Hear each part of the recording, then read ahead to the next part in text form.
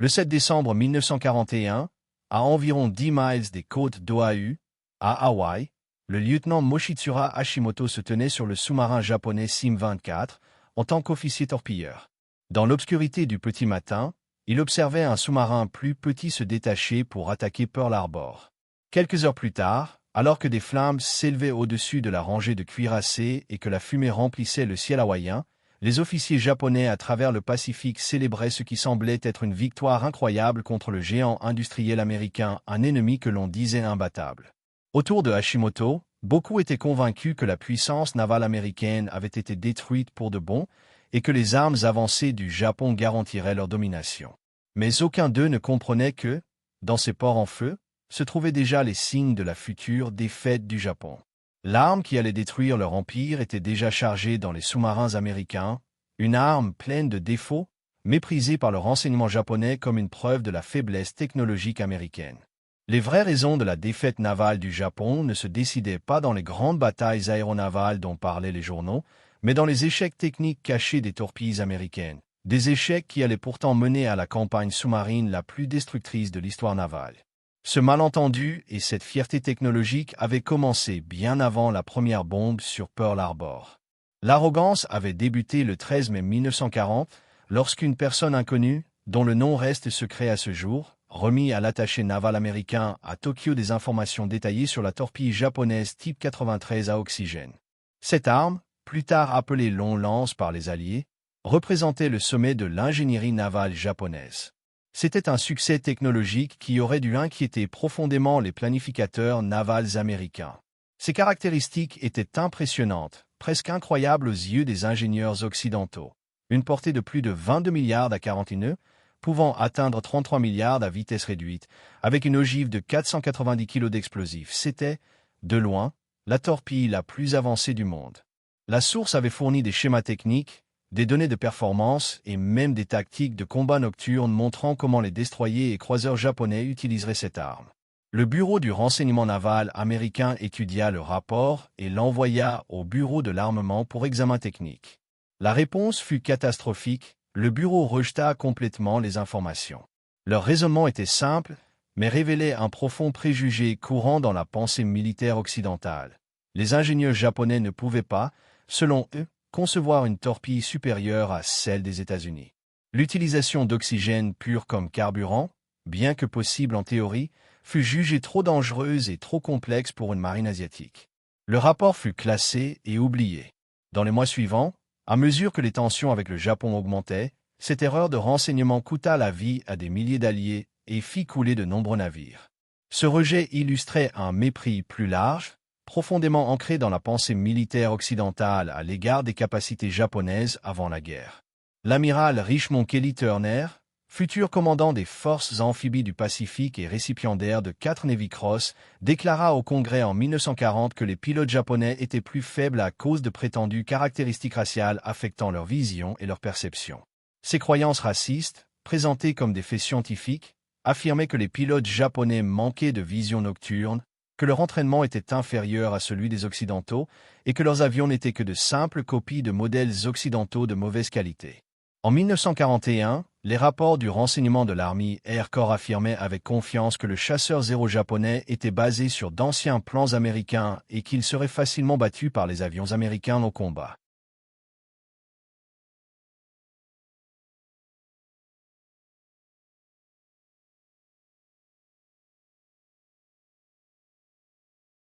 Ces croyances coûtèrent la vie à de nombreux Américains pendant les premiers mois de la guerre. Les pilotes japonais, volant sur de meilleurs avions et utilisant des tactiques de combat plus avancées, dominaient le ciel au-dessus des Philippines, de l'île Wake et des Indes orientales néerlandaises. Les conséquences de cette erreur de renseignement apparurent presque immédiatement après Pearl Harbor. Au total, 7 croiseurs américains furent coulés par des torpilles Type 93 pendant la guerre du Pacifique. Les croiseurs lourds Quincy, Vincennes, Astoria, Chicago et Northampton furent tous détruits par des torpilles long lance, tirées depuis des distances que les Alliés croyaient impossibles. 9 destroyers furent également coulés par ces armes. Le porte-avions Hornet, déjà gravement endommagé par les bombardiers en piqué lors de la bataille des îles Santa Cruz, fut achevé par des torpilles Type 93 lancées depuis des destroyers japonais. Plus de 3100 marins américains perdirent la vie directement à cause des attaques de long lance. Dans la plupart des cas, les équipages pensaient être trop loin pour être en danger lorsque les torpilles frappaient. Les guetteurs à bord ne voyaient aucun navire ennemi assez proche pour représenter une menace. Les capitaines, se fiant aux renseignements américains, croyaient leurs navires en sécurité, hors de portée des torpilles japonaises. Mais les longs lances, tirés depuis des croiseurs et des destroyers situés à 15 ou même 20 miles, touchaient les coques avec une puissance meurtrière. La première bataille où cela arriva fut la bataille de la mer de Java, le 27 février 1942. Le contre-amiral néerlandais Karel Dormant, à la tête d'un groupe mixte de croiseurs et de destroyers américains, britanniques, néerlandais et australiens, quitta Surabaya pour intercepter une flotte d'invasion japonaise se dirigeant vers Java. Le groupe allié comprenait les croiseurs lourds Exeter et Houston, les croiseurs légers de Ruite, Java et Perth, ainsi que 9 destroyers appartenant à 4 marines différentes, chacune ayant ses propres tactiques et rencontrant de graves problèmes de communication à cause des langues différentes. Dormant était un officier expérimenté, mais il se trouvait dans une situation désespérée. Ces navires n'avaient jamais combattu ensemble, leurs équipages étaient épuisés après des mois de retraite, tandis que les Japonais formaient une force unie, entraînée depuis des années sous un même commandement et suivant un plan de bataille clair. Le combat commença à 16 heures, lorsque les forces japonaises et alliées se repérèrent. La plupart des navires alliés étaient encore trop loin pour bien voir.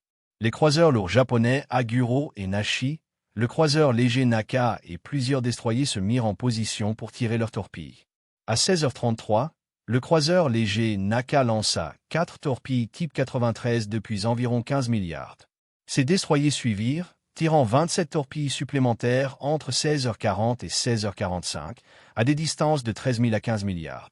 À 16h52, le croiseur lourd Aguro tira 8 torpilles de plus à une distance incroyable de 22 milliards, plus de 11 000 nautiques.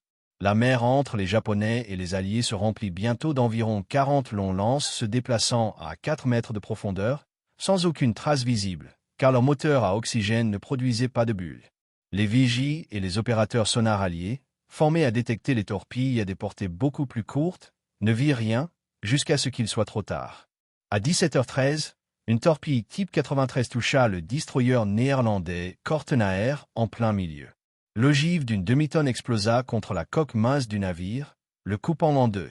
Le Kortenaer se plia et coula en moins de 2 minutes, entraînant la plupart de ses 150 membres d'équipage. Les commandants alliés, incapables de croire qu'une torpille puisse atteindre d'aussi longues distances, pensèrent d'abord que des sous-marins étaient responsables de l'attaque. Pendant le reste de la bataille, les navires alliés manœuvrèrent dans tous les sens pour éviter ce qu'ils croyaient être des torpilles de sous-marins, rompant ainsi leur formation et toute chance d'une attaque coordonnée contre la flotte japonaise.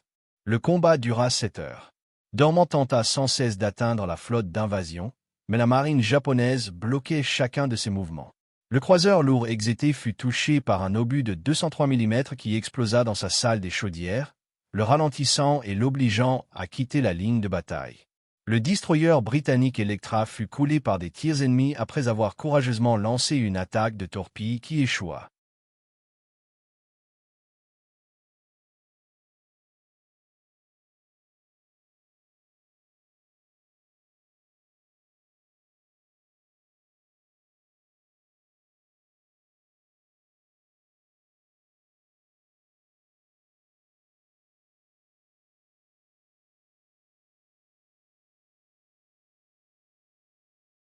La force de Dormant, réduite à 4 croiseurs après le départ des destroyers américains à court de carburant et de munitions, continua à chercher la flotte d'invasion pendant toute la nuit. À 23h25, les croiseurs japonais Aguro et Nashi, suivant les navires alliés grâce à leur radar, tirèrent une nouvelle salve de torpilles depuis une longue distance. À 23h32, une torpille type 93 toucha le croiseur léger Java, provoquant l'explosion de sa soute à munitions. Le Java explosa et coula presque immédiatement, entraînant 512 de ses 600 membres d'équipage. Quelques minutes plus tard, à 23h38, une autre torpille long lance frappa le navire amiral de Dormant, le de Ruite. L'explosion toucha elle aussi la soute à munitions, provoquant une énorme déflagration secondaire. Le de Ruite se brisa en deux et coula en quelques minutes, tuant le contre-amiral dormant et 345 membres d'équipage. La bataille de la mer de Java coûta aux Alliés 2 croiseurs légers, 3 destroyers et environ 2300 marins. Les pertes japonaises se limitaient à 4 navires de transport endommagés par des torpilles égarées tirées par leur propre croiseur Mogami et un destroyer légèrement touché. L'invasion de Java continua sans aucune difficulté. Mais cette bataille prouva surtout à quel point la torpille Type 93 était meurtrière et combien les Alliés étaient impuissants face à elle. Pourtant, après avoir étudié les rapports et interrogé les survivants, les officiers du renseignement américain refusèrent toujours de croire que des navires de surface avaient pu tirer des torpilles depuis d'aussi longues distances. Ils conclurent que les attaques devaient venir de sous-marins, que la puissance des torpilles japonaises était similaire à celle des armes alliées, et que les récits d'attaques à longue portée étaient simplement des exagérations de marins épuisés. Ce même aveuglement continua lors de la bataille de l'île de Savo, le 9 août 1942, l'une des pires défaites de l'histoire de la marine américaine. À 1h43 du matin, des hydravions japonais larguèrent des fusées éclairantes au-dessus du groupe de croiseurs alliés protégeant les débarquements de Guadalcanal, illuminant les navires américains et australiens dans la nuit noire. En quelques minutes, la force du vice-amiral Gunichi Mikawa, 5 croiseurs lourds, 2 croiseurs légers et un destroyer s'approcha suffisamment pour tirer ses torpilles. Le combat ne dura que 32 minutes. Quand tout fut terminé, le croiseur lourd australien Canberra sombrait après avoir été touché par 2 torpilles Type 93 et 24 obus de 203 mm. Les croiseurs lourds américains Quincy, Vincennes et Astoria étaient en flammes et coulèrent avant l'aube. Le croiseur lourd Chicago réussit à s'échapper, mais son étrave avait été arrachée par une torpille. Plus de 1000 marins alliés moururent cette nuit-là, piégés sous les ponts alors que leurs navires brûlaient et coulaient, ou tués instantanément par les explosions qui déchiraient leurs coques. Les survivants américains racontèrent avoir vu des torpilles venir de distance et d'angles impossibles, ne laissant aucune trace visible et explosant depuis des directions étranges, comme si les torpilles japonaises pouvaient changer de trajectoire après le lancement. Mais les officiers du renseignement rejetèrent ces témoignages, les attribuant à la confusion du combat, la réaction naturelle de survivants cherchant à comprendre leur défaite. Ils continuèrent à croire que les torpilles japonaises étaient semblables aux américaines, peut-être un peu meilleures, mais pas au point d'être supérieures. Cette obstination dura jusqu'en 1943, quand des torpilles Type 93 intactes récupérées sur des destroyers japonais coulés confirmèrent enfin que les rapports d'avant-guerre étaient exacts. Mais à ce moment-là, des milliers de marins alliés étaient déjà morts, et de nombreux navires perdus, victimes d'une arme que le renseignement américain affirmait impossible à construire. Cet aveuglement obstiné face à la technologie japonaise reflétait parfaitement l'attitude japonaise envers les armes américaines, créant une erreur de renseignement partagée, mais dont les conséquences furent très différentes pour chaque camp. Quand les sous-marins américains commencèrent leur patrouille de guerre en décembre 1941, les officiers du renseignement naval japonais lisaient les rapports sur les premières attaques américaines avec satisfaction, persuadés que la menace sous-marine était sous contrôle. Les rapports décrivaient échec après échec, des problèmes si fréquents qu'ils révélaient de graves défauts dans la conception des torpilles américaines et dans la formation de leurs équipages.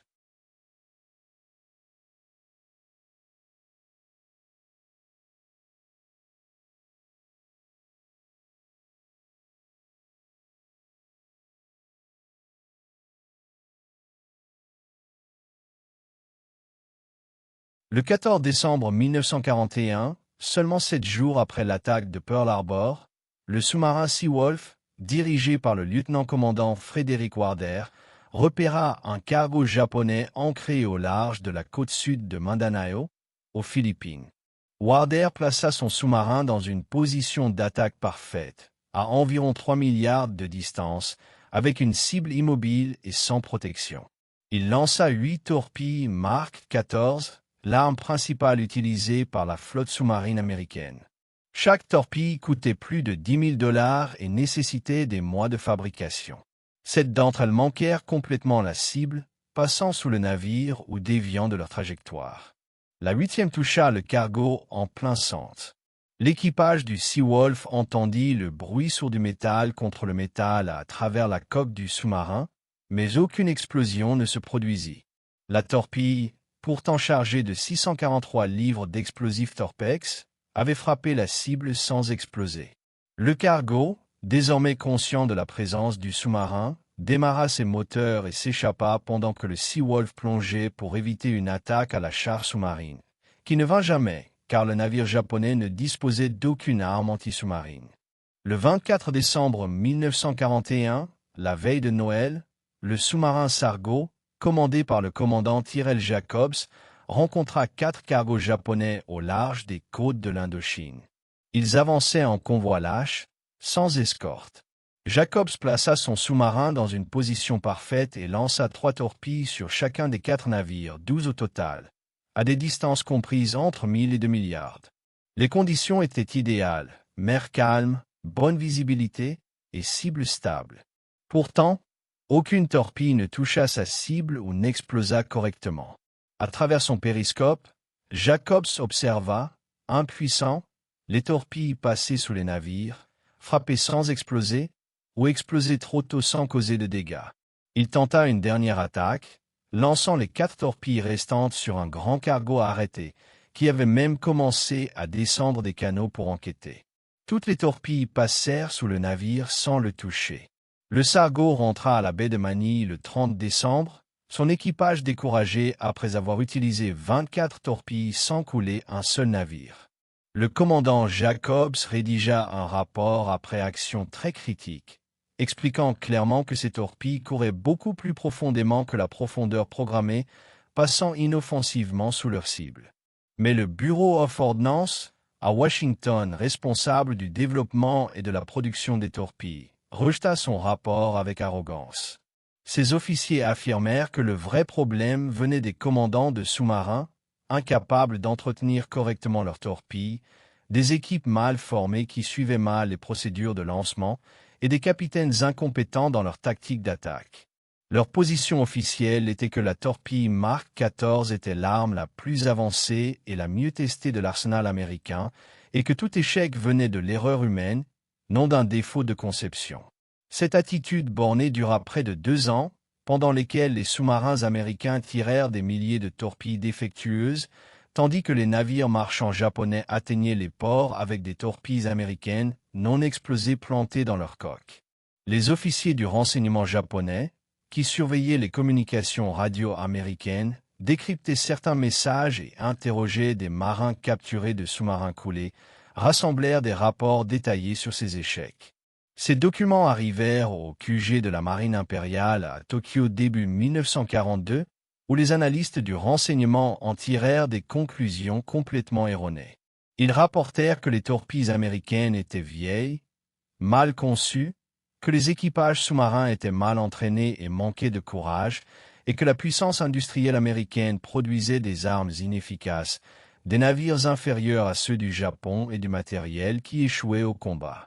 Leur analyse reposait sur des faits réels, les échecs américains, mais leur interprétation était totalement fausse, menant à l'une des pires erreurs de renseignement de l'histoire moderne. Tout au long de 1942, ce schéma se répéta sans cesse dans le Pacifique. Les sous-marins américains traquaient leurs cibles, se plaçaient dans des positions d'attaque idéales, lançaient des torpilles qui auraient dû assurer des coups sûrs, mais sans résultat. Les chiffres parlaient d'eux-mêmes. En 1942, les sous-marins américains tirèrent 1442 torpilles contre des navires japonais. Ils prétendirent avoir coulé 211 bâtiments, représentant près de 1,3 million de tonnes. Mais après la guerre, lorsque le Joint Army Navy Assessment Committee examina les archives japonaises, les chiffres réels révélèrent seulement 109 navires coulés, totalisant 41 871 tonnes, soit à peine 3% des affirmations américaines. Les commandants sous-marins envoyèrent des rapports furieux décrivant des torpilles trop profondes, explosant trop tôt, ou n'explosant pas du tout.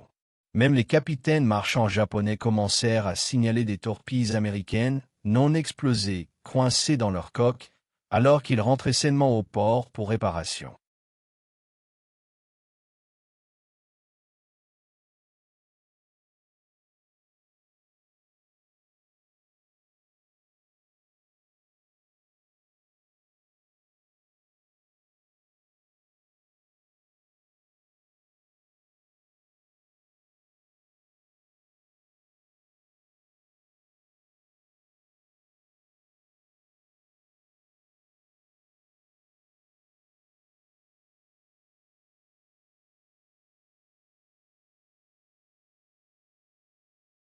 Les torpilles furent soigneusement récupérées et examinées par des spécialistes en munitions japonais, qui les étudièrent avec un intérêt professionnel et une certitude croissante. Ces rapports renforcèrent la conviction du Japon que la menace des sous-marins américains pouvait être maîtrisée. On pouvait envoyer les navires d'escorte ailleurs, et les cargos pouvaient naviguer avec une protection légère tout en maintenant les lignes d'approvisionnement de l'économie de guerre japonaise. Cette confiance influença des choix importants sur l'affectation des ressources, sur les types de navires à construire et sur la façon de combattre les sous-marins. L'argent et les efforts qui auraient pu servir à construire des escorteurs, à fabriquer de meilleurs sonars et radars, et à former des équipages anti-sous-marins furent dépensés pour des cuirassés et des porte-avions en vue de la bataille décisive prévue par la doctrine navale japonaise. La croyance que les sous-marins américains étaient inoffensifs dura jusqu'à la fin de 1943, moment où il était déjà trop tard pour construire la protection de convois et les mesures anti-sous-marines qui auraient pu sauver la flotte marchande du Japon. La réalité était bien plus compliquée, au final, beaucoup plus dangereuse pour le Japon que ne le laissaient penser les rapports de renseignement. Le torpille Mark XIV, conçu pendant la Grande Dépression, époque où l'argent pour les essais était quasiment inexistant, présentait 3 défauts catastrophiques qui se masquaient les uns les autres et rendaient très difficile la recherche de la cause. Pour comprendre comment ces défauts furent enfin trouvés et corrigés, il faut connaître comment la torpille avait été conçue, testée et mise en service. Le développement du Mark XIV commença en 1931 pour remplacer le Mark X, une arme de la Première Guerre mondiale utilisée par les anciens sous-marins de la classe S. Le Mark XIV était destiné aux nouveaux sous-marins de flotte en construction. Des bateaux comme Gato, Wau et Tang qui allaient devenir le noyau de la force sous-marine américaine. Les objectifs de conception étaient ambitieux. La torpille mesurait 20 pieds 6 pouces, pèserait 3000 livres, transporterait une ogive Torpex de 643 livres et atteindrait 4500 yards à 46 nœuds ou 9000 yards à 31,5 nœuds. Elle utiliserait un gyroscope précis pour la direction et un dispositif hydrostatique pour maintenir une profondeur donnée.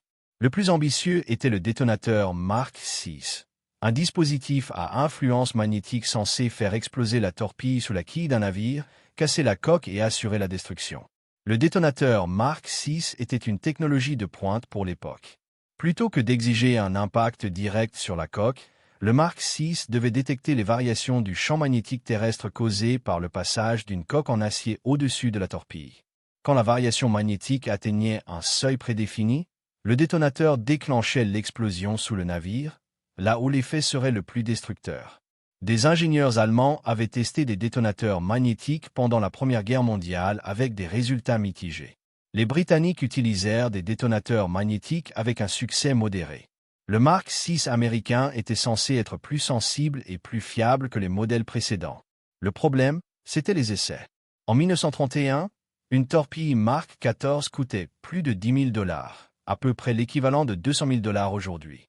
Pendant la Grande Dépression, avec des budgets navals coupés et le Congrès surveillant chaque dépense, la marine ne voulait pas dépenser de l'argent pour détruire des torpilles coûteuses lors d'essais réels. À la place, le Mark XIV fut testé avec des têtes d'exercice, des ogives factices récupérables après les tirs d'essai. Ces têtes d'exercice étaient remplies d'eau et d'air pour rapprocher le poids de l'ogive de combat, puis tirées pour vérifier le contrôle de profondeur et le gyroscope. Après l'essai, les torpilles étaient récupérées, inspectées et réutilisées. Cette méthode semblait raisonnable et économique, mais elle était totalement insuffisante. La tête d'exercice, bien que proche en poids de l'ogive réelle, avait une répartition du poids différente. L'ogive de combat contenait 643 livres d'explosifs près de la partie avant de la torpille, tandis que la tête d'exercice avait l'eau répartie sur la zone de l'ogive.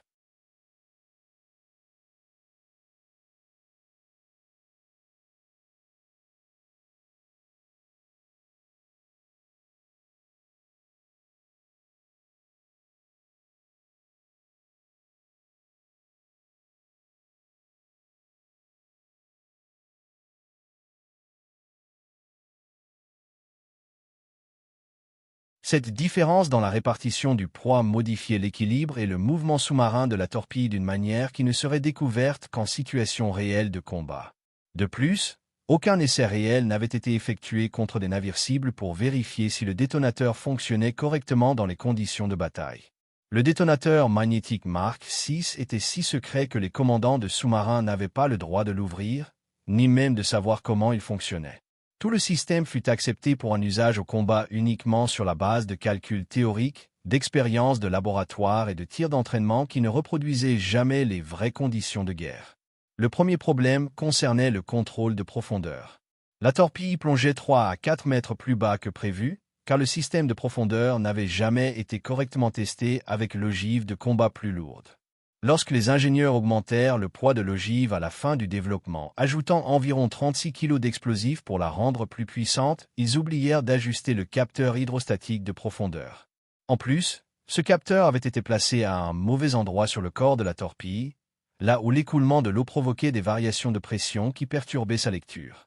À pleine vitesse, l'eau glissant sur la coque causait une baisse de pression à l'endroit du capteur, selon le principe de Bernoulli, le même effet qui fait voler un avion. Le système de profondeur a interprété cette baisse comme un signe que la torpille était trop proche de la surface et corrigeait en plongeant plus bas. Plus la torpille allait vite, plus le problème s'aggravait. Toutes les torpilles Mark 14 tirées en 1941 et 1942 couraient donc bien plus profond que prévu. Les torpilles réglées pour une profondeur de 3 mètres, censées frapper juste sous la ligne de flottaison, naviguaient en réalité à 6 ou 7 mètres, passant sous les cibles sans les toucher. Un simple essai dans un bassin d'eau calme ne pouvait pas détecter ce défaut, car il n'y avait aucun mouvement d'eau pour fausser la pression. Même les tests en mouvement avec des torpilles d'exercice semblaient normaux, mais ils utilisaient les mêmes capteurs mal placés. Les résultats paraissaient corrects, alors qu'ils ne l'étaient pas. Le défaut était bien réel, mais la méthode d'essai ne permettait pas de le voir. Ce problème, déjà grave, était masqué par un deuxième défaut, le détonateur magnétique. Le Mark VI devait exploser lorsqu'il détectait le champ magnétique de la coque d'un navire en acier au-dessus de lui. En théorie, c'était une idée brillante. La torpille passerait sous le navire et exploserait sous la quille, là où la pression de l'onde de choc serait la plus destructrice, brisant littéralement le navire en deux. En pratique, le Mark VI s'avéra extrêmement peu fiable. Le champ magnétique terrestre varie fortement selon les régions, selon la latitude, les roches environnantes et d'autres facteurs. Le Mark VI avait été testé près de la station de torpille navale de Newport, Rhode Island, où les conditions magnétiques convenaient parfaitement. Mais dans les zones de combat comme Java, les Philippines, Guadalcanal ou le Japon, le champ magnétique était totalement différent. Réglé pour Newport, le Mark VI échouait lamentablement ailleurs. Certaines torpilles explosaient trop tôt à 50 ou 100 yards avant la cible car le détonateur magnétique détectait le champ du navire trop tôt. Ces explosions prématurées ne causaient presque aucun dégât, mais avertissaient l'ennemi qu'un sous-marin attaquait, lui permettant de fuir.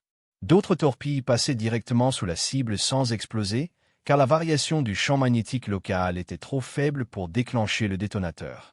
Les commandants de sous-marins, observant à travers leur périscope des tirs parfaits se terminer par des explosions inutiles ou des ratés, devinrent de plus en plus frustrés. Ils envoyèrent plusieurs rapports détaillés recommandant de désactiver la fonction magnétique. Le Bureau of Ordnance répondit que les problèmes venaient d'un mauvais entretien, de mauvais réglages ou d'équipage ne suivant pas les bonnes procédures.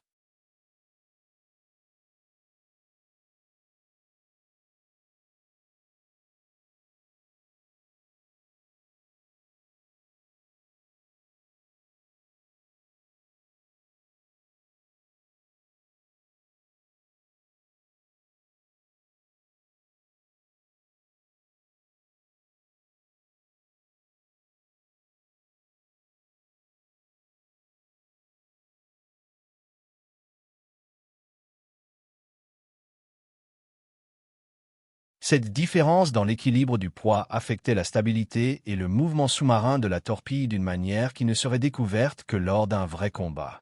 De plus, aucun test réel de tir contre des navires cibles n'avait été effectué pour vérifier si le détonateur fonctionnerait correctement dans des conditions de guerre. Le détonateur magnétique Mark VI était si secret que même les commandants de sous-marins n'étaient pas autorisés à l'ouvrir ni à savoir comment il fonctionnait. Tout le système avait été accepté pour une utilisation au combat uniquement sur la base de calculs, d'expériences de laboratoire et d'essais d'entraînement qui ne reflétaient jamais la réalité du champ de bataille. Le premier problème concernait le contrôle de la profondeur. La torpille filait 3 à 4 mètres plus profondément que le réglage prévu, car le système de contrôle n'avait jamais été testé correctement avec la tête explosive de combat, plus lourde. Lors de la phase finale de conception, les ingénieurs avaient ajouté environ 36 kg d'explosifs supplémentaires pour augmenter sa puissance, mais avaient oublié de corriger le capteur de profondeur hydrostatique. En plus, ce capteur était placé à un mauvais endroit sur le corps de la torpille, là où le flux d'eau créait des variations de pression trompeuses. À pleine vitesse, l'eau glissant sur la coque produisait une baisse de pression au niveau du capteur, selon le principe de Bernoulli, le même effet qui permet aux ailes d'avion de voler. Le système de profondeur a interprété cette baisse comme si la torpille était trop proche de la surface et la faisait plonger plus bas. Plus la vitesse augmentait, plus le problème s'aggravait. Chaque Mark 14 tiré en 1941 et 1942 naviguait bien plus profondément que prévu. Les torpilles réglées pour passer à 3 mètres de profondeur pour frapper juste sous la ligne de flottaison passaient en réalité à plus de 6 ou 7 mètres, glissant sous les cibles sans les toucher. Les tests simples en bassin d'eau calme ne pouvaient pas détecter ce défaut, car l'eau y était immobile.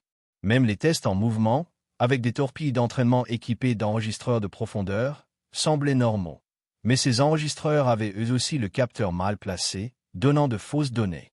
Le défaut était bien réel, mais le système de test ne pouvait pas le révéler. Ce défaut aurait suffi à lui seul à provoquer de nombreux échecs, mais il était masqué par un deuxième problème, le détonateur magnétique. Le Mark VI était conçu pour exploser lorsqu'il détectait le champ magnétique de la coque en acier d'un navire. En théorie, c'était une idée brillante. La torpille devait passer sous le navire et exploser sous la quille, là où la pression et la bulle de gaz provoqueraient les plus grands dégâts. En pratique, le Mark VI s'avéra extrêmement peu fiable. Le champ magnétique terrestre varie beaucoup selon les régions influencées par la latitude, la composition des roches et d'autres facteurs. Le Mark VI avait été testé près de la base navale de Newport, dans le Rhode Island, où les conditions magnétiques convenaient parfaitement. Mais dans les zones de combat comme Java, les Philippines, Guadalcanal ou le Japon, les conditions magnétiques étaient totalement différentes. Réglé pour Newport, le Mark VI échouait souvent ailleurs. Certaines torpilles explosaient trop tôt, parfois à 50 ou 100 mètres avant la cible, car le capteur détectait trop tôt le champ magnétique. Ces explosions prématurées ne faisaient presque aucun dégât et ne servaient qu'à prévenir l'ennemi. D'autres passaient sous la cible sans exploser du tout, car le changement magnétique local était trop faible pour déclencher le détonateur. Les commandants de sous-marins, voyant à travers leur périscope des tirs parfaits finir en explosions inutiles ou en torpilles muettes, étaient de plus en plus frustrés. Ils envoyèrent de nombreux rapports détaillés demandant qu'on désactive le système magnétique. Le bureau de l'armement répondit en accusant les équipages, mauvaise maintenance, mauvais réglage ou erreur de procédure.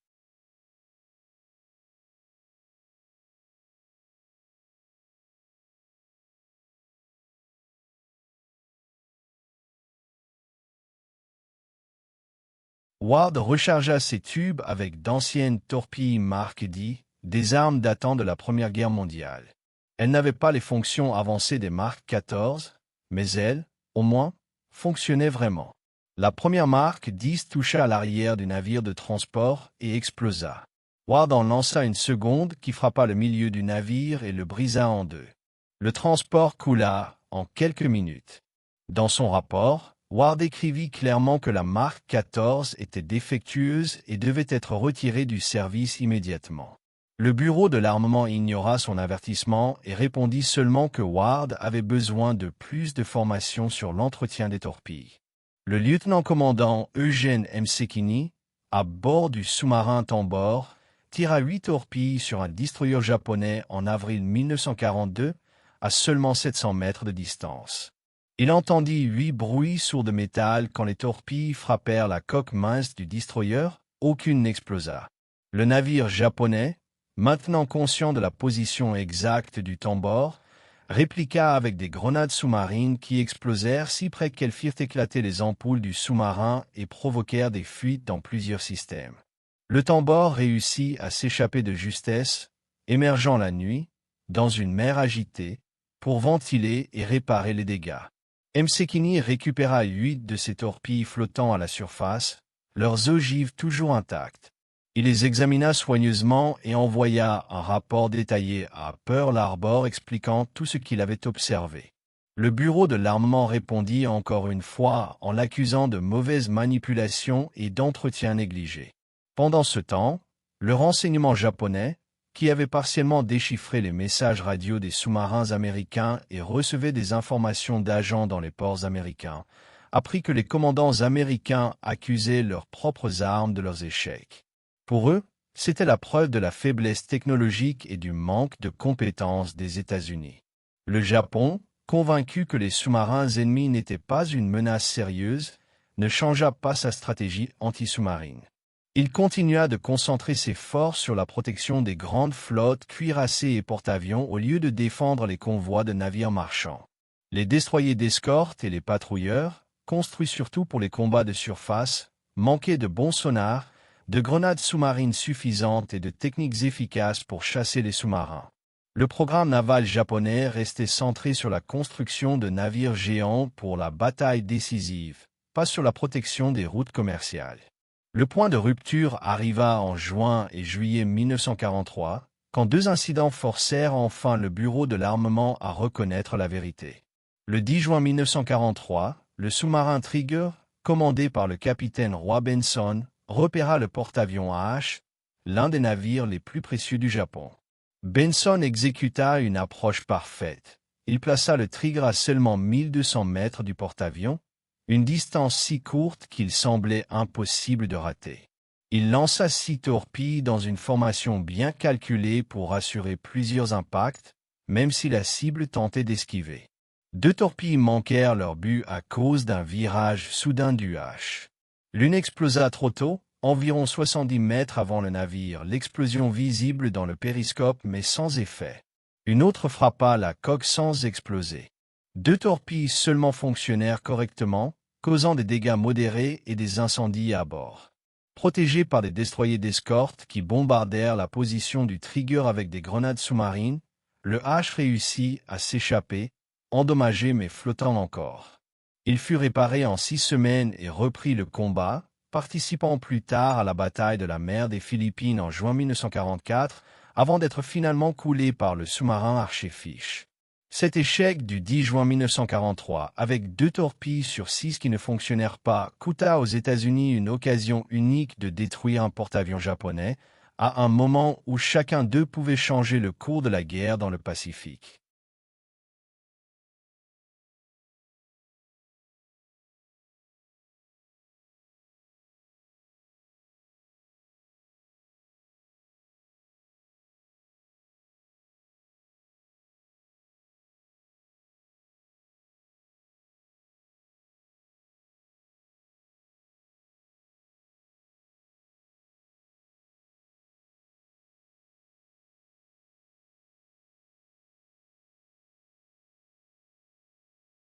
La perte du H en juin 1943 au lieu de juin 1944 aurait peut-être empêché ces avions de participer à des batailles qui coûtèrent la vie à des marins et des aviateurs américains. Les échecs des torpilles eurent des conséquences stratégiques majeures pendant toute la guerre. Le second incident rendit impossible pour le Bureau of Ordnance d'ignorer le problème plus longtemps. Le 24 juillet 1943, le lieutenant-commandant Lawrence Daspi, commandant du sous-marin Tinosa lors de sa deuxième patrouille, repéra le navire-usine baleinier de 19 250 tonnes Tonan Maru numéro 3, seul et sans escorte au sud de Truk. C'était le genre de cible dont tout sous-marinier rêve. Énorme, lent, sans défense et chargé d'huile de baleine précieuse pour l'industrie de guerre japonaise. L'huile de baleine servait à fabriquer de la nitroglycérine pour explosifs, des produits alimentaires et d'autres biens industriels. Couler ce navire aurait causé une perte immédiate de ressources et un dommage économique à long terme. Daspi amena le Tinosa à portée de tir, à 4 milliards, et tira 4 torpilles. Il vit 2 impacts qui immobilisèrent le navire. Il tira ensuite 2 autres torpilles. Elles touchèrent aussi. 6 impacts auraient dû suffire à couler n'importe quel cargo. Mais le Tonan Maru numéro 3 resta à flot, immobile, mais toujours refusant de sombrer. Sans navires anti-sous-marins ennemis à proximité, Daspi eut le temps d'agir prudemment. Il plaça le Tinosa parfaitement, à seulement 875 yards, juste à côté de la cible et à 90 degrés, une position de tir idéale où rater semblait impossible. Il lança alors 9 torpilles de plus, observant chacune par le périscope malgré le tir de mitrailleuses japonaises depuis le navire. Chaque torpille toucha la cible immobile en plein angle optimal. Aucune n'explosa. Daspi entendit les coups sourds des impacts résonner dans la coque du Tinosa. Aucune n'avait détonné. Pensant avoir peut-être reçu un lot défectueux de l'usine, Daspi garda la dernière torpille non tirée pour que des experts à Pearl Harbor puissent l'étudier, puis quitta la zone avant l'arrivée d'avions japonais. Au total, il avait tiré 15 torpilles dans des conditions parfaites. 6 avaient touché sans exploser, et les 9 autres aussi.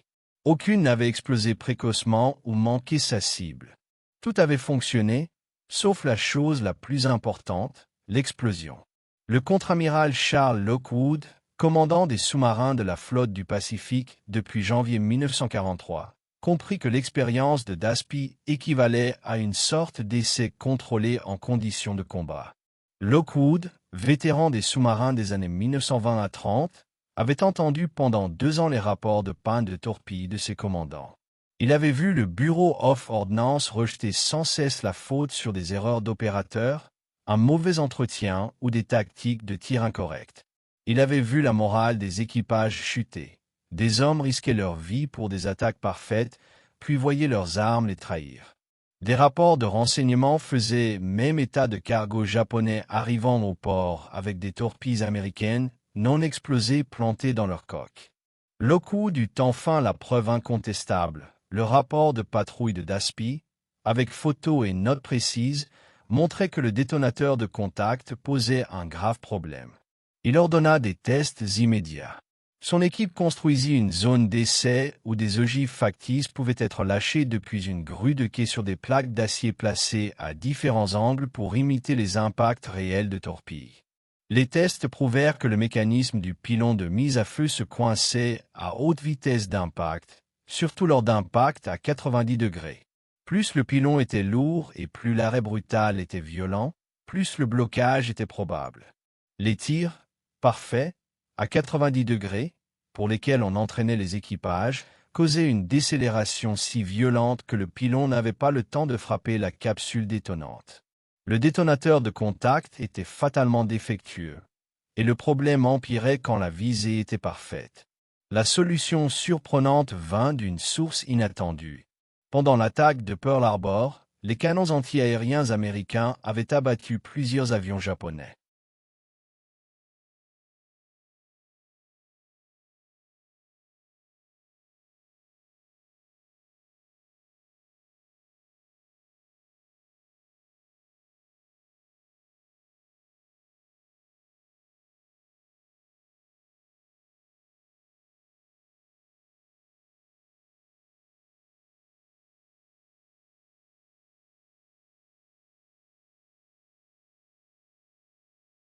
Les ingénieurs qui étudièrent les débris à la station aéronavale découvrirent que les pales d'hélice des avions japonais étaient en alliage d'aluminium léger et non en acier comme sur les hélices américaines. Cet alliage était assez solide pour faire le travail, mais beaucoup plus léger que l'acier. Cela donna aux ingénieurs une idée pour résoudre le problème du pinaud de mise à feu. Si le pinaud était en aluminium léger au lieu d'être en acier lourd, il aurait moins d'inertie lors d'une décélération brutale et risquerait moins de se coincer. Les essais confirmèrent cette théorie. En septembre 1943, 21 mois après l'attaque de Pearl Harbor, des torpilles modifiées, avec des pinots en aluminium et d'autres corrections, commencèrent enfin à arriver dans les bases de sous-marins de Pearl Harbor et Fremont. L'amélioration des performances des sous-marins américains après septembre 1943 fut l'une des plus spectaculaires de l'histoire navale. De décembre 1941 à août 1943, les sous-marins américains avaient combattu avec des torpilles qui fonctionnaient à peine. 3 défauts sérieux, qui se cachaient les uns les autres, rendaient le Mark XIV peu fiable, voire inutile. Les capitaines de sous-marins s'étaient adaptés comme ils pouvaient, en réglant les torpilles pour qu'elles naviguent plus près de la surface pour compenser l'erreur de profondeur, en désactivant le détonateur magnétique, même contre les ordres officiels, pour éviter les explosions précoces et en visant des impacts en billets plutôt que les frappes parfaites à 90 degrés pour lesquelles ils avaient été entraînés. Mais tout cela n'était que des solutions temporaires, qui traitait les symptômes et non la cause. Après septembre 1943, quand les 3 défauts majeurs furent corrigés, le Mark XIV devint enfin l'arme puissante qu'il devait être. Le contrôle de profondeur devint précis. Le détonateur magnétique fut définitivement désactivé, ne restant que le détonateur de contact, beaucoup plus fiable. Et le détonateur de contact fonctionnait correctement à toutes les vitesses et angles. Les commandants de sous-marins, endurcis par 2 années d'expérience meurtrière et de frustration, disposaient enfin de torpilles qui faisaient leur travail. L'effet sur le transport japonais fut immédiat et dévastateur. Les planificateurs navals japonais, jugeant sur le faible rendement des sous-marins américains en 1942 et début 1943, croyaient que la menace sous-marine était faible. Ils concentrèrent leurs forces limitées de protection de convois sur la défense des groupes de bataille et des transports de troupes, pas sur les cargos. Les destroyers et patrouilleurs servaient surtout à protéger cuirassés et porte-avions. Les tactiques anti-sous-marines visaient à protéger les navires de guerre importants. Pendant ce temps, la flotte marchande japonaise qui transportait les matières premières vitales vers le Japon et envoyait des fournitures militaires au front naviguait avec très peu de protection. On supposait que les sous-marins américains étaient trop inefficaces pour menacer sérieusement les routes maritimes japonaises. Cette supposition s'avéra mortelle dès que les torpilles américaines recommencèrent à fonctionner correctement. Le 22 décembre 1944, le sous-marin Flasher, commandé par le commandant Reuben Whittaker, attaqua un convoi au large des côtes de Chine. Whittaker plaça son sous-marin parfaitement et tira 6 torpilles contre 3 pétroliers. Toutes les torpilles fonctionnèrent sans faute. Les 3 pétroliers Omarosan Maru, 10 000 tonnes, Arita Maru, 9 200 tonnes, et Otoazan Maru, 9 200 tonnes, furent frappés et coulèrent en 20 minutes. En une seule attaque, Whittaker détruisit plus de 28 000 tonnes de transport et envoya au fond des centaines de milliers de gallons de carburant vital. Le sous-marin Barbe, sous le commandement d'Eugène Fluquet, obtint un succès encore plus grand. Lors de sa 11 patrouille de guerre en 1945, la Barbe coula 17 navires totalisant plus de 96 000 tonnes, le plus haut total jamais enregistré pour une seule patrouille. Le 23 juin 1944, près de la côte chinoise, Fluquet attaqua un convoi dans le port de Nanquan. En seulement 54 minutes d'action intense, la Barbe coula 4 navires totalisant plus de 15 000 tonnes. Ce n'étaient pas des coups de chance ou des victoires fortuites. Ce furent des attaques soigneusement planifiées et exécutées par des capitaines de sous-marins expérimentés, avec des armes qui fonctionnaient enfin comme prévu. Ils savaient, après une formation dure et des erreurs douloureuses, comment utiliser ces torpilles à pleine puissance.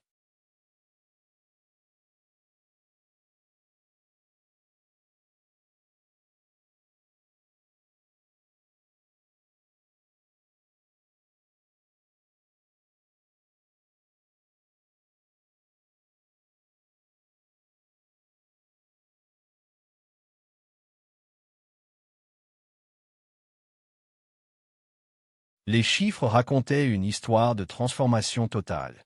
En 1942, les sous-marins américains tirèrent 1442 torpilles et affirmèrent avoir coulé 211 navires ennemis, soit environ 1,3 million de tonnes. En réalité, les résultats étaient bien moindres, seulement 109 navires pour 471 871 tonnes.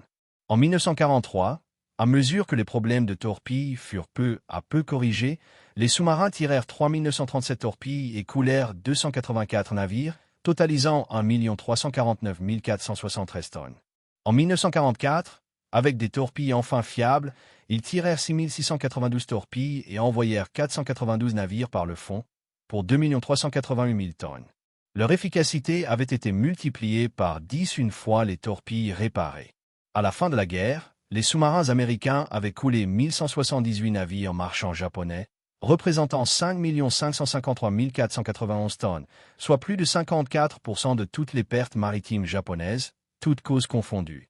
Encore plus impressionnant, ils avaient aussi coulé 201 navires de guerre, dont le porte-avions Shinano, le plus grand jamais construit, 72 000 tonnes, et le plus gros navire de guerre jamais coulé par un sous-marin. L'impact sur l'économie japonaise fut dévastateur et changea complètement l'équilibre des forces dans le Pacifique.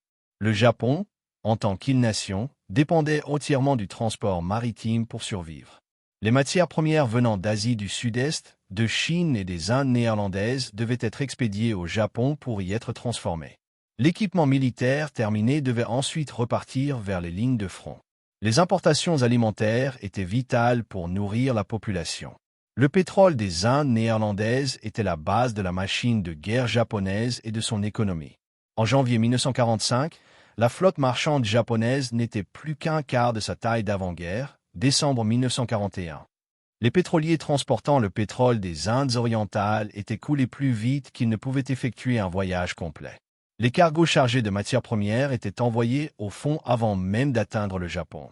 Les importations de nourriture avaient tellement chuté que le rationnement atteignait presque le niveau de la famine.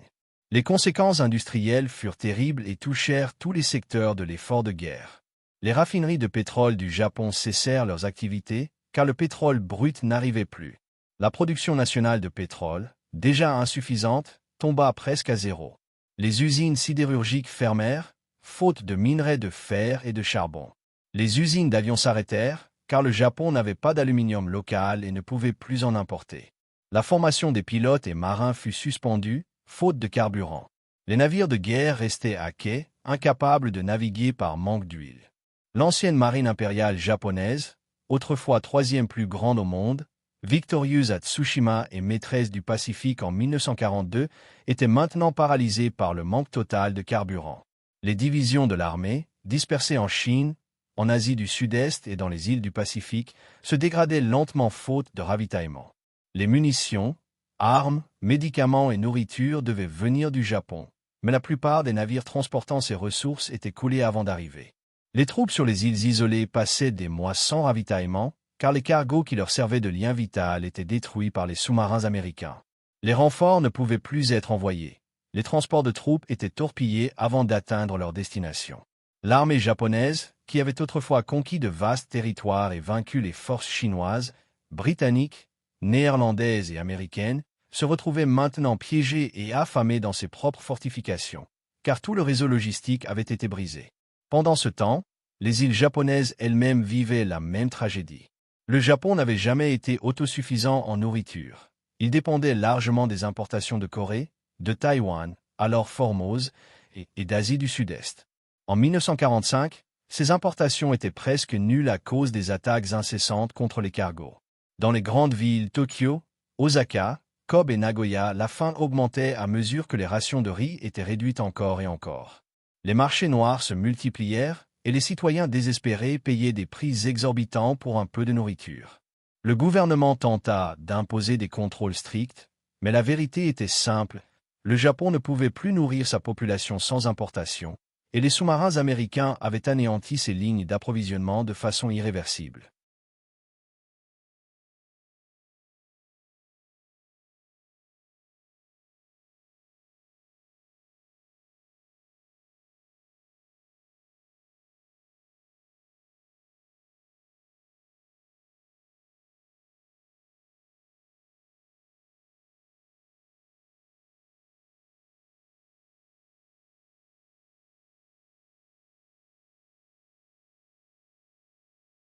Ward rechargea ses tubes avec d'anciennes torpilles Mark D, des armes datant de la Première Guerre mondiale.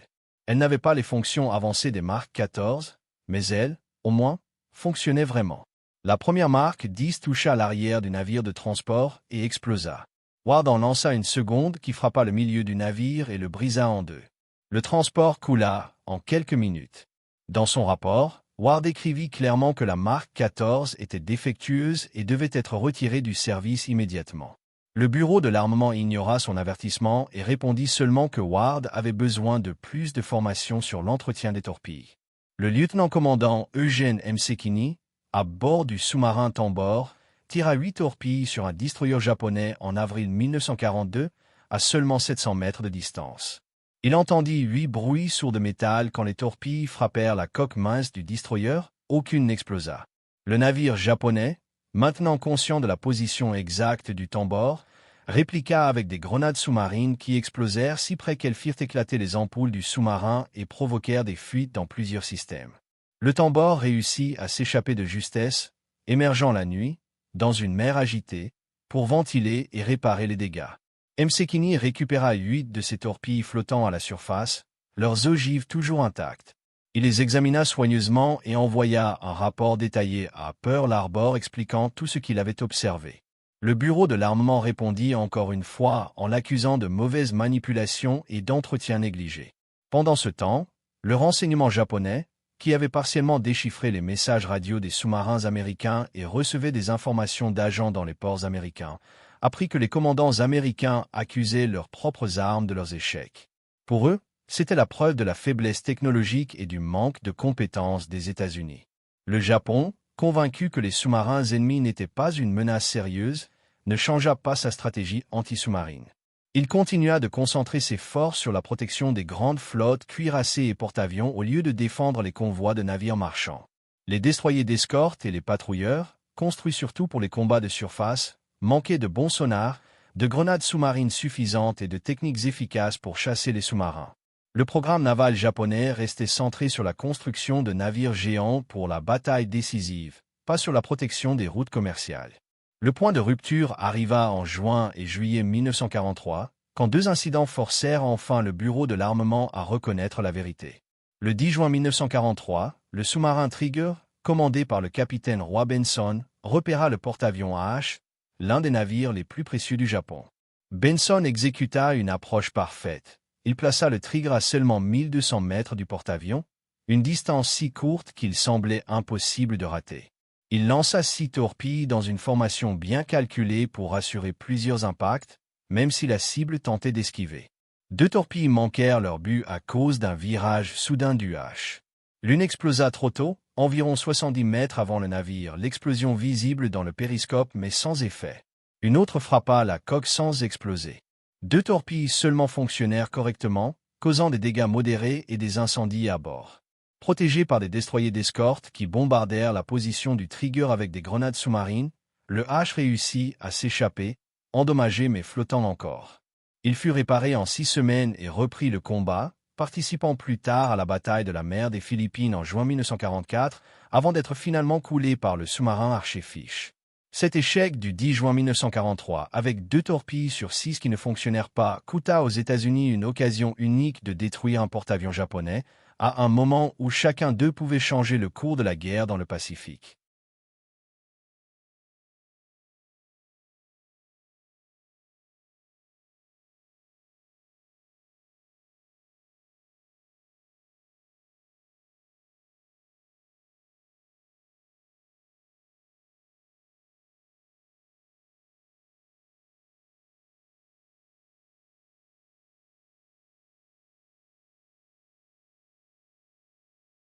En 1944, les bombardements stratégiques américains spectaculaires et largement médiatisés ne jouaient en réalité qu'un rôle secondaire dans la défaite du Japon.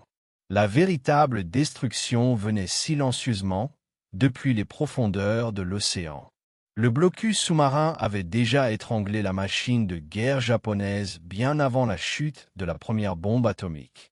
La campagne de bombardements incendiaires de l'armée de l'air américaine dévasta les villes et brisa le moral des civils, mais son impact économique resta limité.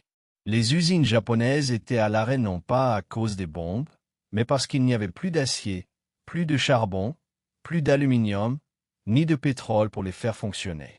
Les artères industrielles du Japon avaient été tranchées par les sous-marins américains. Quand les bombes atomiques tombèrent sur Hiroshima et Nagasaki en août 1945, elles offrirent aux dirigeants japonais une raison politiquement acceptable de capituler. Mais, en réalité, le Japon avait déjà perdu sa capacité de se battre. Sa défaite n'était pas seulement militaire, elle était mathématique, logistique et totale. Ironie du sort. L'arme qui symbolisait autrefois la suprématie technologique japonaise, la torpille type 93 long lance, était devenue inutile. En 1942 et 1943, elle faisait trembler les marins alliés. En 1944, ce n'était plus qu'un souvenir du passé. Les navires américains, désormais équipés de radars, pouvaient repérer les forces japonaises bien avant que les torpilles ne soient lancées. Une meilleure coordination radio et des systèmes de tir plus précis transformèrent les combats de nuit, autrefois le domaine d'excellence japonais, en victoires américaines écrasantes. La marine américaine avait évolué. Le Japon, lui, non. Les destroyers et croiseurs américains devinrent les chasseurs de leurs anciens chasseurs. Ils surpassaient leurs adversaires en nombre, en puissance de feu et en stratégie. Les navires japonais, conçus pour des attaques rapides à la torpille, furent réduits à des missions d'escorte pour les rares convois marchands restants, un rôle pour lequel ils n'avaient jamais été prévus. Puis vint la bataille de la mer des Philippines, en juin 1944, le moment où la puissance navale japonaise mourut. Le 19 juin, le commandant Hermann Koestler, à bord du sous-marin Kavala, repéra le porte-avions Shikaku en train de récupérer ses avions après une attaque. À une distance de seulement 1200 yards, Koestler tira 6 torpilles. 4 atteignirent leur cible. Les explosions enflammèrent le carburant d'aviation et firent exploser les munitions à l'intérieur du navire. Le Shikaku, vétéran de Pearl Harbor, de la mer de Corail et de Santa Cruz, disparut sous les vagues en quelques minutes, emportant 1263 marins avec lui. Quelques heures plus tard, le commandant James Blanchard, à bord du sous-marin Albacore, lança une seule torpille contre le Tai, le plus récent et le plus puissant porte-avions du Japon, la fierté de la flotte impériale. La torpille toucha l'avant du navire, provoquant une petite inondation. Confiants dans leur blindage, les officiers japonais commirent une erreur fatale. Ils ordonnèrent d'ouvrir la ventilation pour évacuer les vapeurs d'essence. Mais au lieu de les éliminer, ils les répandirent dans tout le navire. 7 heures plus tard, à 15h32, le Tai explosa dans une déflagration gigantesque qui le déchira entièrement. Le dernier grand porte-avions japonais ne périt pas sous le feu ennemi, mais à cause de sa propre arrogance. À la fin de cette journée, la force aéronavale japonaise, le cœur même de sa puissance militaire, n'existait plus. Les lignes d'approvisionnement de l'Empire étaient coupées. Ses navires, ses avions et ses hommes gisaient éparpillés dans le Pacifique. La Long Lance, jadis terreur des mers, avait tiré sa dernière torpille utile. L'Empire du Japon n'avait pas été vaincu par une seule arme ni par une seule bataille, mais par une combinaison mortelle d'arrogance, de sous-estimation et d'un ennemi silencieux et obstiné, qui avait appris de chacune de ses erreurs.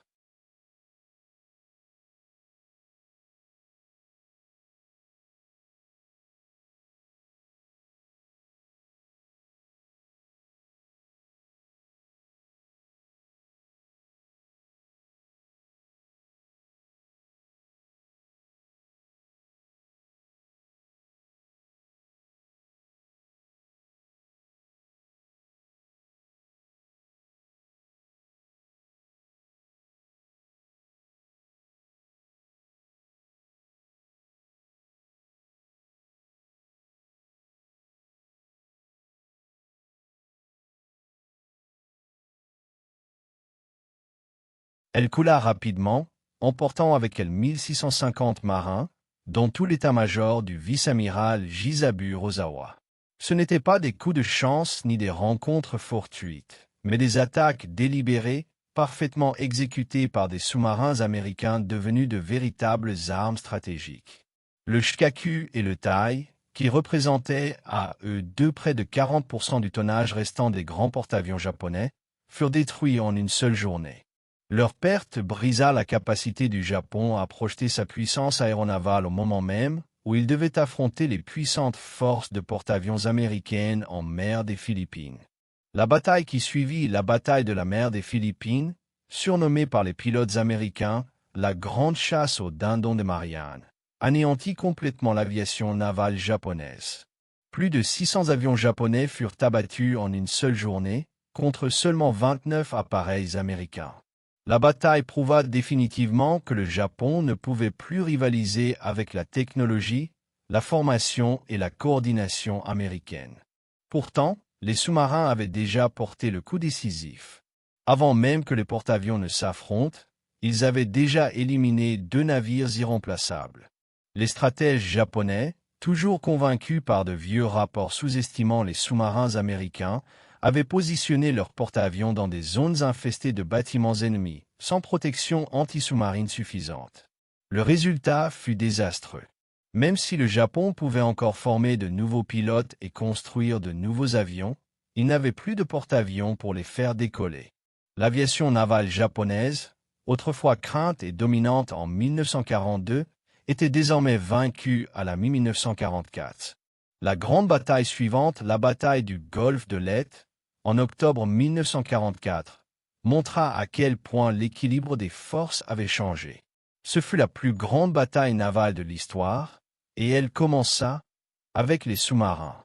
Le 23 octobre, alors que la flotte du centre de l'amiral Takeo Kurita traversait les étroites eaux du passage de Palawan vers les Philippines, deux sous-marins américains, le Darte et le Das, attendaient silencieusement.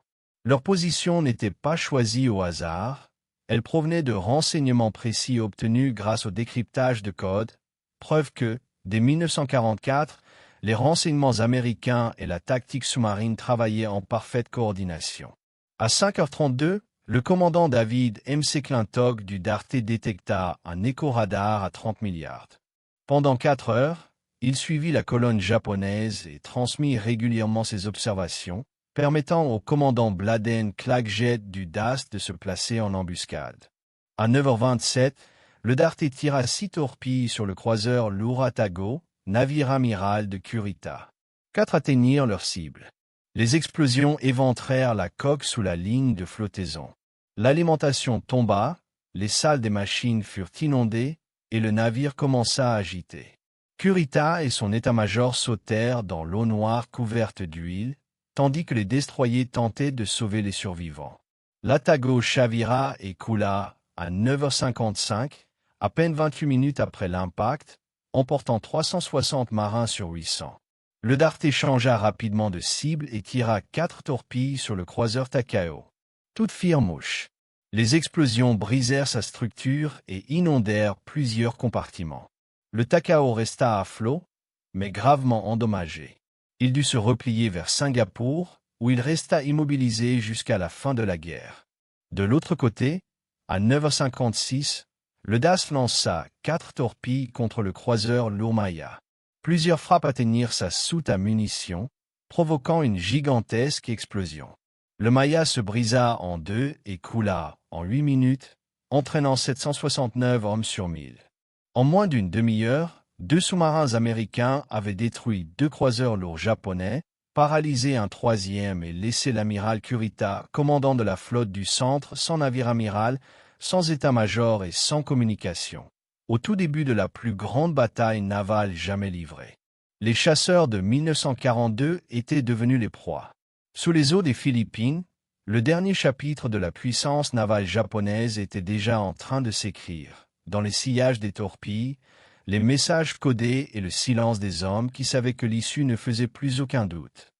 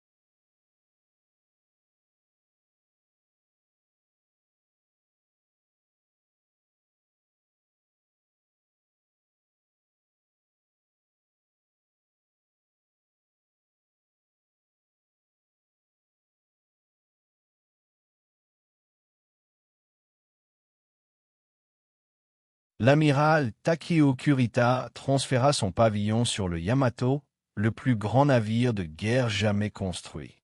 Mais en faisant cela, il perdit ses systèmes de communication, ses cartes, son état-major opérationnel, et surtout, de précieuses heures de temps.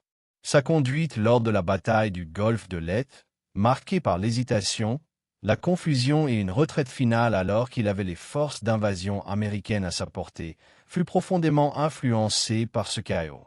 On ne saura jamais si Kurita aurait attaqué plus agressivement si son navire amiral, l'Atago, avait survécu, mais il est certain que l'attaque sous-marine qui détruisit sa chaîne de commandement contribua grandement à son incertitude au moment décisif. Le résultat global de l'aide Gulf fut sans appel. La marine impériale japonaise cessa d'exister comme force de combat efficace. En 4 jours de combat désordonnés et désespérés, le Japon perdit un porte-avions lourd, 3 porte-avions légers, 3 cuirassés, 6 croiseurs lourds, 4 croiseurs légers et 11 destroyers. Ceux qui survécurent revinrent péniblement au port endommagés, sans munitions, et surtout, sans carburant. Le Yamato, supercuirassé symbole de la fierté navale du Japon, ne possédait assez de pétrole que pour un dernier voyage. Lorsqu'il appareilla en avril 1945 pour une mission suicidaire contre la flotte américaine qui envahissait Okinawa, son destin était déjà scellé. Attaqué par des avions américains, il fut bombardé sans répit jusqu'à ce que d'énormes explosions le déchirent en morceaux. Le Yamato chavira et coula, entraînant 2498 hommes sur 3332 au fond de la mer de Chine orientale, dernier grand cuirassé à périr au combat. Les porte-avions japonais restaient à quai, leurs ponts vides et leurs hangars silencieux. Il n'y avait plus de carburant pour entraîner les pilotes, ni d'avions pour remplacer les pertes. La grande bataille décisive que le Japon préparait depuis plus de 40 ans avait eu lieu et était perdue. Non pas à cause du manque de courage ou de mauvaises tactiques, mais à cause de l'effondrement total du système logistique qui faisait vivre sa marine. Et ce système avait été méthodiquement détruit par les sous-marins américains, que le renseignement japonais avait tragiquement sous-estimé. Au début de 1945, les pertes maritimes du Japon prirent des proportions apocalyptiques. Avec des torpilles désormais fiables, les sous-marins américains chassaient dans tout le Pacifique avec une précision mortelle, guidés par les renseignements issus du décryptage des codes japonais. En janvier 1945, ils coulèrent 252 000 tonnes de navires marchands japonais. En février, 182 000 tonnes.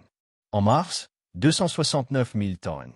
En avril, encore 186 000 tonnes. Chaque mois, les sous-marins américains détruisaient plusieurs fois la capacité totale de construction navale du Japon.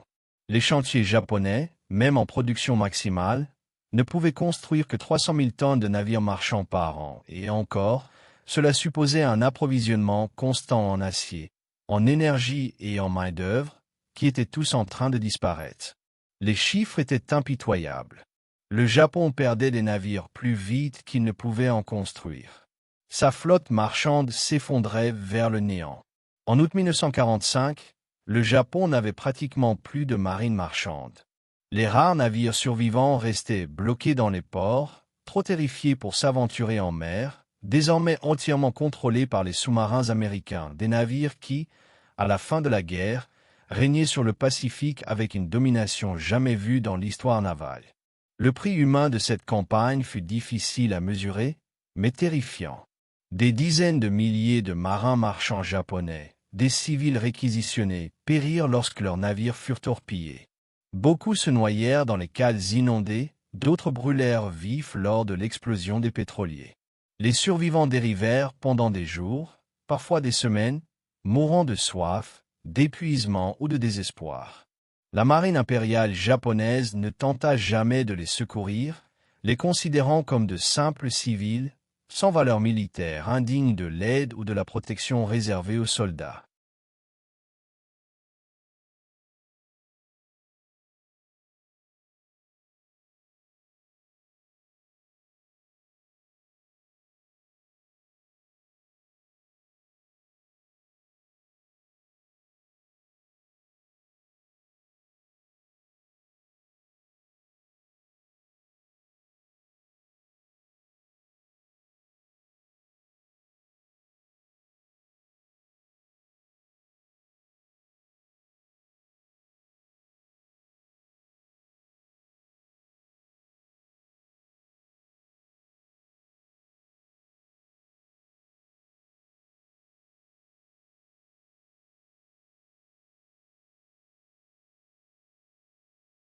De nombreux commandants de sous-marins américains, bien qu'ils opéraient sous des ordres de guerre totale sans restriction, gardaient encore en eux un sentiment d'humanité.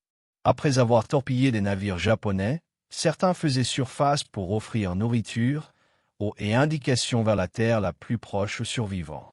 Pour eux, c'était un geste moral dans une guerre sans pitié. Pourtant, même dans ces rares moments de compassion, la tragédie persistait. Les survivants japonais, endoctrinés par des années de propagande qui décrivaient les Américains comme des monstres inhumains, refusaient souvent toute aide. Certains préféraient se noyer plutôt que d'être secourus. D'autres ignoraient les vivres offerts, convaincus que tomber entre les mains des Américains signifiait torture ou mort. C'était une dernière image poignante de la manière dont la peur et la haine avaient déformé la perception des deux côtés du Pacifique. Mais la tragédie la plus grande pour le Japon ne résidait pas seulement dans les vies perdues, mais dans l'intelligence ignorée. L'histoire du mépris japonais envers les améliorations américaines des torpilles reste l'un des exemples les plus clairs de la manière dont l'arrogance et la mauvaise analyse peuvent transformer un avantage initial en défaite totale.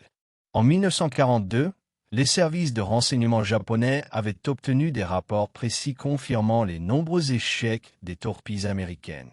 Mais au lieu de comprendre ces défaillances comme des problèmes temporaires de production en temps de guerre, ils conclurent que les armes américaines étaient fondamentalement inférieures, que l'ingénierie américaine était incapable de produire des torpilles fiables. Cette hypothèse unique façonna toute la stratégie navale du Japon. Convaincus que les sous-marins américains étaient faibles et inefficaces, les planificateurs japonais misèrent tout sur les batailles de cuirassés et de porte-avions, laissant leur immense flotte marchande presque sans protection. Les convois furent mal escortés, la lutte anti-sous-marine fut négligée, et quand le Japon comprit enfin son erreur, le Pacifique était déjà jonché de ses épaves. Lorsque les ingénieurs et officiers américains comme l'amiral Lockwood et le lieutenant-commandant Daspi corrigèrent les défauts du torpille Mark XIV, en remplaçant les pièces défectueuses et en réparant les détonateurs, la transformation fut immédiate et totale. Pourtant, le renseignement japonais ne mit jamais à jour ses évaluations. Même alors que des convois entiers disparaissaient, les amiraux japonais refusaient de croire que les Américains avaient résolu leurs problèmes techniques. Ce fut une cécité stratégique absolue. Quand la vérité fut enfin comprise, il était trop tard. La flotte marchande japonaise était détruite. Les pétroliers gisaient au fond de la mer, les usines manquaient de pétrole, les raffineries étaient à sec, et les aciéries réduites au silence. Les armées isolées sur des îles lointaines dépérissaient, sans ravitaillement. L'empire qui s'étendait jadis de la Birmanie aux îles Salomon mourait, non pas dans une dernière bataille héroïque, mais en millions de tonnes de navires coulés, une torpille à la fois. La victoire dans le Pacifique ne fut pas décidée par les grandes batailles de porte-avions qui faisaient la une des journaux, ni à Midway, ni même à Leyte Gulf, mais par la guerre silencieuse menée sous les vagues. C'est l'étranglement lent et méthodique de l'économie japonaise qui scella son sort. L'arme que le Japon avait autrefois ridiculisée comme preuve d'incompétence américaine devint l'instrument même de sa destruction. Au final, la défaite du Japon fut un triomphe non seulement du courage, mais de l'adaptation. Les ingénieurs américains, confrontés à l'échec, refusèrent de s'y résigner. Ils testèrent, redessinèrent et reconstruisirent jusqu'à ce que leur arme fonctionne. Les renseignements japonais, prisonniers de leur certitude, échouèrent à évoluer et payèrent le prix ultime. La campagne sous-marine américaine incarna la guerre industrielle dans sa forme la plus pure et la plus implacable. Elle prouva que les guerres ne se gagnent pas seulement par la bravoure, mais aussi par les usines, les ingénieurs et la capacité d'apprendre plus vite que l'ennemi. La marine japonaise ne coula pas dans une bataille glorieuse, elle sombra dans le calcul froid du tonnage perdu contre le tonnage produit. Dans cette équation impitoyable, la puissance industrielle américaine et sa capacité d'adaptation rencontrèrent l'échec d'imagination du Japon, et le résultat fut inévitable. Les sous-marins que le Japon avait méprisés comme insignifiants devinrent les bourreaux silencieux d'un empire.